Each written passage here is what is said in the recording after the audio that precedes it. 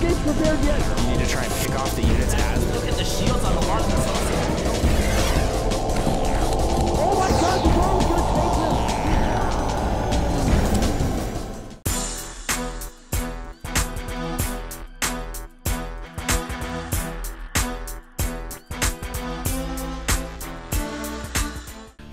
Welcome once again, folks. This is Cat's Pajamas. And this is Pain User. And we are back for game number 2 of this Winners Bracket Round 2 set here between MYM and Cloud. At the bottom left-hand corner, Shakir Splito. He is our red Terran player. His opponent in the top right-hand corner, sporting the blue trunks, as Total Biscuit would say, is Imba Strelok.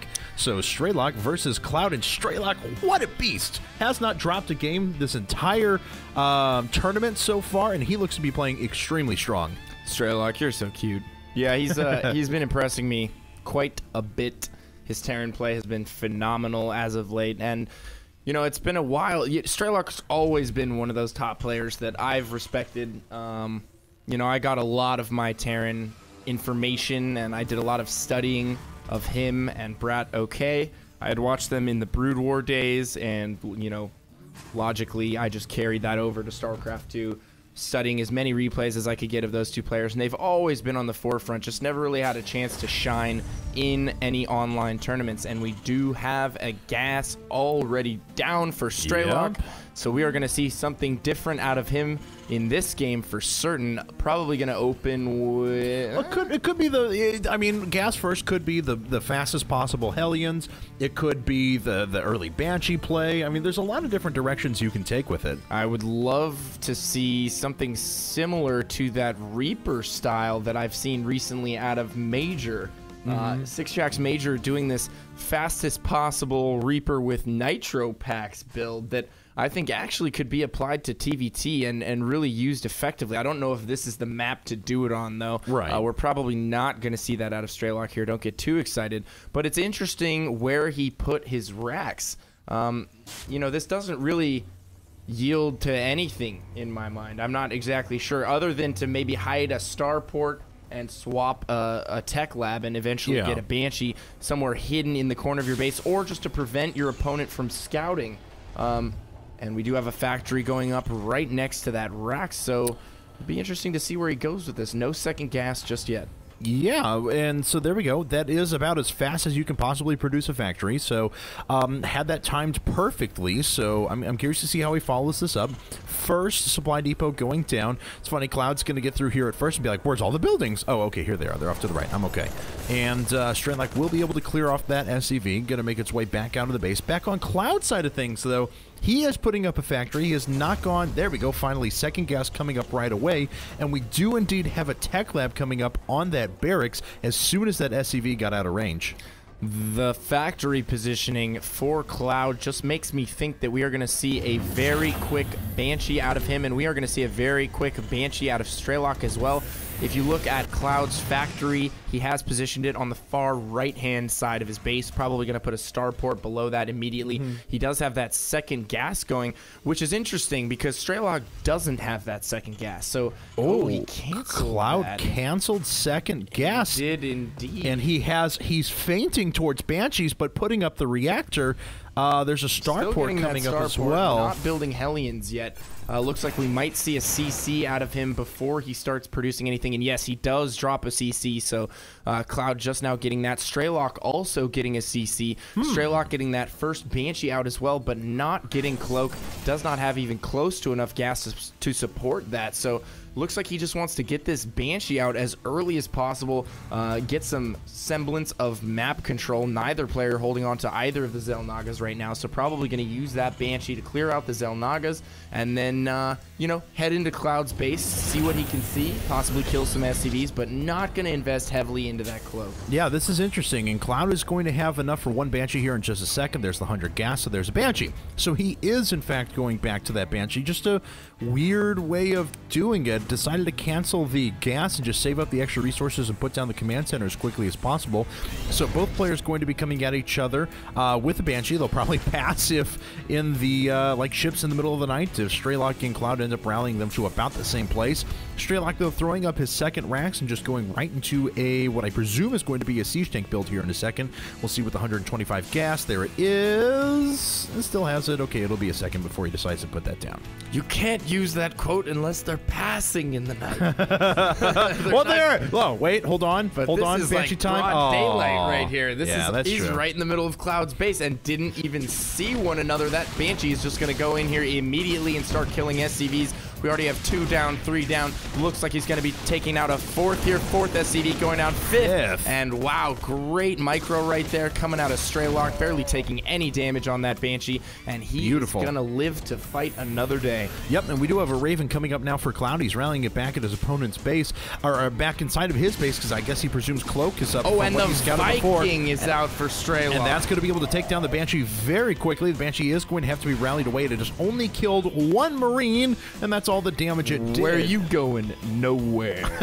That Banshee is completely shut down, and he will be able to ward that off. Might even be able to kill it. It looks like he's chasing it through the middle of the map.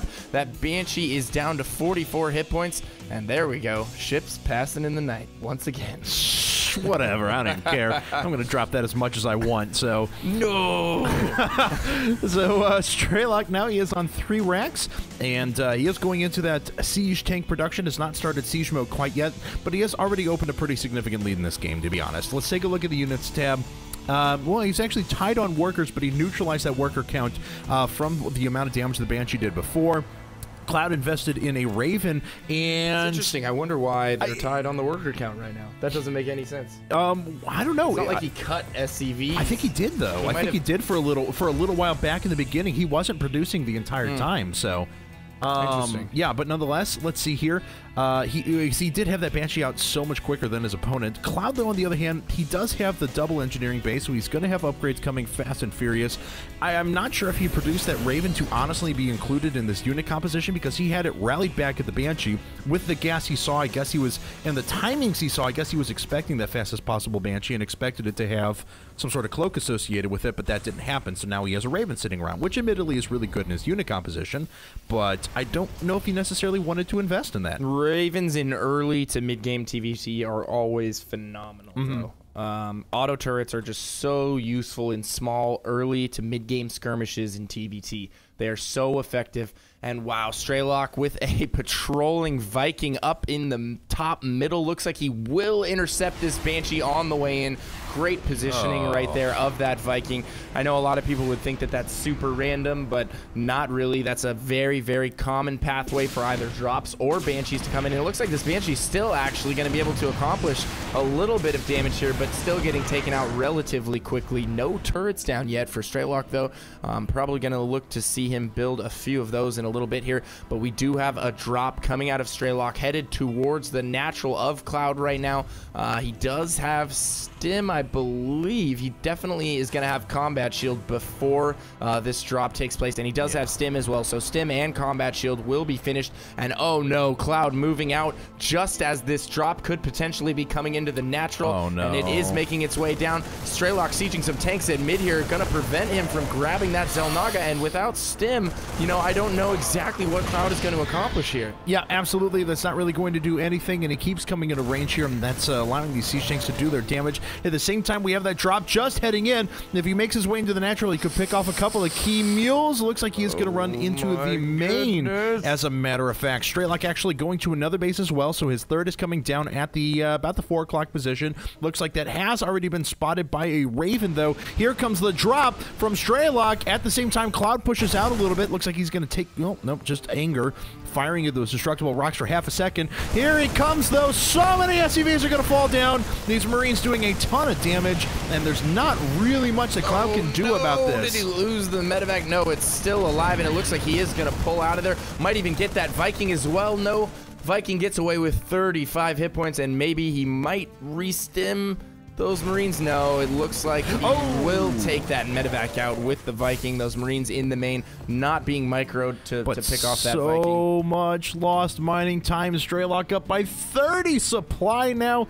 And he was obviously at the advantage of upgrades. He had a stim pack done. ClouD doesn't have that done yet. He does have combat shield, though, thankfully. Doesn't it feel like a really late stim upgrade from ClouD to yeah, you? I mean, definitely. It seems like he got it so late. Invested so much gas in that Raven, the early Vikings, the Banshee, just not getting those core upgrades. And Strelok, you know, willing to invest that gas in upgrades early on, and it's paid dividends for him. That drop alone, you know, able to kill so many SCVs and delay mining time, like you said, and also up on the siege tank count by quite a bit. So if you notice, ClouD still hasn't taken his 4th gas. He took his 3rd gas relatively late, and I think the fact that Strelok took all 4 gases is really just going to allow him to win this game, because there are virtually no gas units from ClouD, and he's also invested so much gas in the 2-1 upgrades, which really aren't paying off for him. Exactly. He just doesn't have the pure units to go against the forces of Strelok. He's just sacrificing all those units. Looks like Strelok is going to run away as fast as he can with these SCVs, but this drop is doing quite a bit of damage. Here comes ClouD now. Looks like all the SCVs are being brought back as well, and those are just being torn up through the meat grinder. So much damage being done. Let's take a look at the workers killed, and now we do see that ClouD has pulled significantly ahead. 27 workers killed to just the 12 of his opponents. Looks like ClouD loading up a few more units, dropping those into the main. I guess worried about some sort of a counterattack. Where he's going with that. And it looks like ClouD is going to attempt to push out here. He does have the superior Marine force, but he continues to run into those 5 sieged tanks with the Viking and the medevac spotting, and I don't know why ClouD would even attempt to get near those. He's going to be forced to concede territory here, and this is really boiling down to the fact that he just does not have any siege tanks to speak of, and I don't think he's going to be able to break this siege. No, absolutely not. I mean, when those Marines were going heads up, though, we did see the upgrade advantage there. ClouD was just chewing through those units. Ugh, English language, doing good. It looks like, though, Strelok's just going to start fearing units onto the high ground here. This is brilliant. He's going to start making his way up. This Viking's not going to last very long. The medevac's got plenty of health left. There's the stim, and it looks like the Viking does manage to survive, but not going to be any good here. All the units for ClouD are running themselves around, pulling back right into the siege tanks, though, is Strelok. So many units getting blown up. And ClouD does manage to kill that siege tank, but at the cost of almost all of his remaining Marines. And this continued elevator working away at the production now of ClouD. ClouD just has so much Marine production here. It looks like he's going to stim and go all in on these tanks here. He will clean out everything on the high ground, attempting to come from behind, but he needs to pick off that medevac. That should be his primary target. He could have denied sight of the high ground there. We did see a scan from Strelok go off, but if he was able to deny the sight of the high ground, he might have been able to wait that scan out and pick off those tanks on the low ground. And now ClouD just losing all of his SCVs here. He is on the back foot. He does have his 3rd up and running now, but look at the force of Strelok rolling into the natural right now. Some kind of strange numpad sign followed by a GG, and ClouD losing the series. Wow.